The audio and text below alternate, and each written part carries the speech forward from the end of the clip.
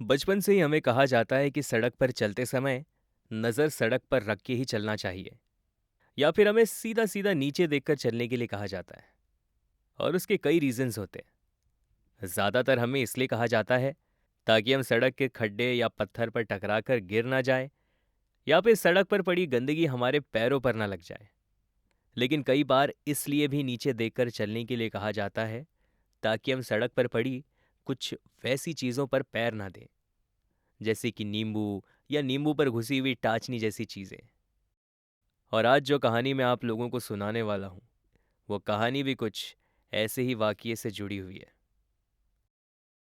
ये कहानी मुझे मेरे दोस्त नितिन ने सुनाई थी।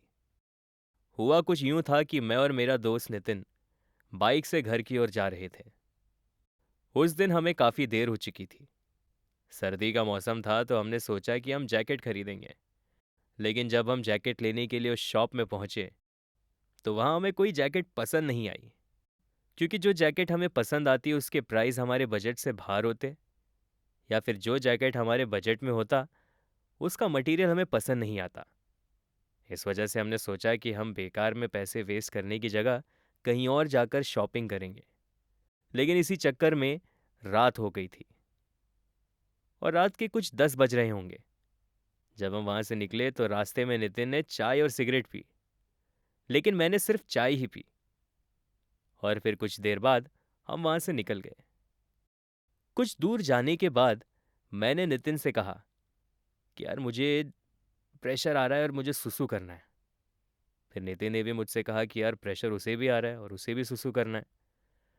मैंने फिर अपनी बाइक साइड में लगा दी। हमने सुसु किया, और फिर जब मैं टर्न होकर बाइक की ओर बढ़ने लगा तो मुझे नितिन ने जोर से पीछे खींच लिया। मुझे लगा कि शायद नीचे किसी कुत्ते ने पॉटी की होगी, इसलिए उसने मुझे पीछे खींचा। लेकिन वैसा कुछ नहीं था। नितिन ने मुझे कहा कि जरा नीचे देखकर चला कर। मैंने फिर नितिन से पूछा कि आखिर ऐसी क्या बात हो गई। फिर नितिन ने मुझे इशारा करते हुए कहा कि नीचे देख, वहां क्या है। जब मैंने वहां देखा तो मेरी नजर वहां पड़े नींबू पर गई। उस नींबू पर सिंदूर और टाचनी घुसी हुई थी। उस नींबू को देखकर मैंने नितिन से कहा कि उसने अच्छा किया जो उसे रोक दिया, नहीं तो उस नींबू पर लगी टाचनी से मेरे पैरों से खून आ जाता। और फिर मैं जाकर अपनी बाइक पर बैठ गया। नितिन भी मेरे पीछे आकर बैठ गया, और जैसे ही मैंने बाइक स्टार्ट की तो मुझे नितिन ने कहा कि वो कोई ऐसा वैसा नींबू नहीं था। किसी ने उस नींबू पर टोना तंत्र किया हुआ लग रहा था। मैंने उससे यूं ही पूछ लिया कि अगर उस नींबू पर गलती से मेरा पैर चला जाता तो क्या होता। इसके जवाब में नितिन ने मुझे उसके पड़ोस में रहने वाले एक कॉलेज स्टूडेंट से जुड़ा हुआ एक किस्सा सुनाया।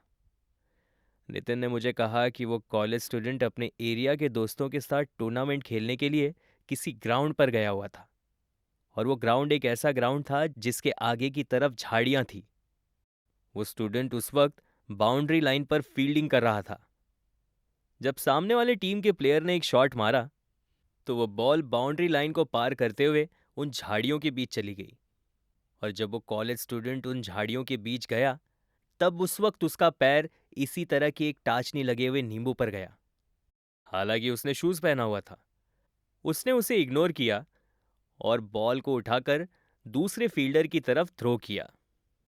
उस मैच के बाद जब वो कॉलेज स्टूडेंट घर पहुंचा तो उसे तेज बुखार आ गया।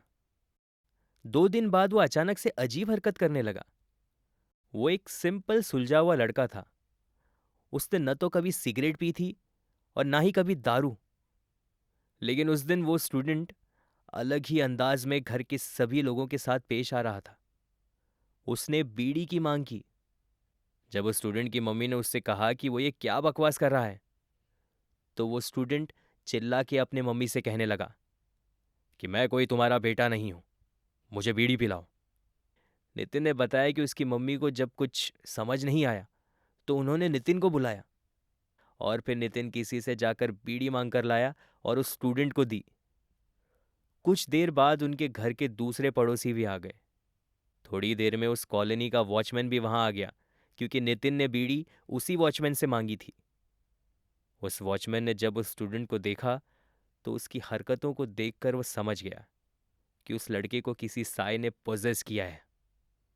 नितिन ने बताया कि उस वॉचमैन ने फिर उस स्टूडेंट की मम्मी से बात की और उनसे कहा कि ये कोई साया है जो ये सब कर रहा है।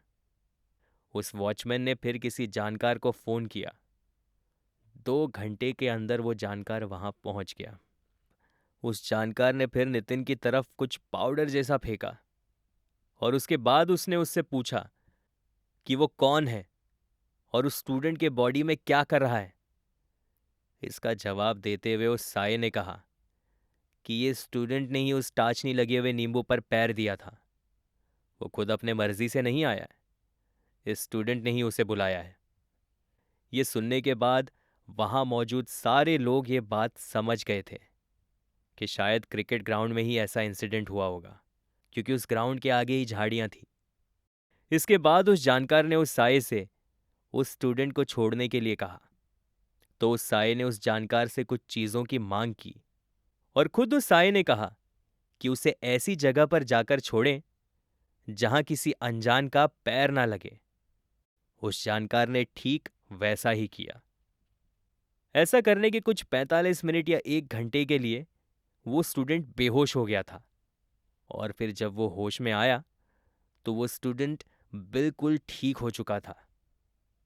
फिर मुझे नितिन ने कहा कि जितना हो सके उतना नजर नीचे रखकर कदम बढ़ाना चाहिए। यू नेवर नो आगे क्या होगा। तो ये थी वो कहानी जो मुझे मेरे दोस्त ने सुनाई थी। आप सुन रहे थे डर reboot, only on radio city podcast.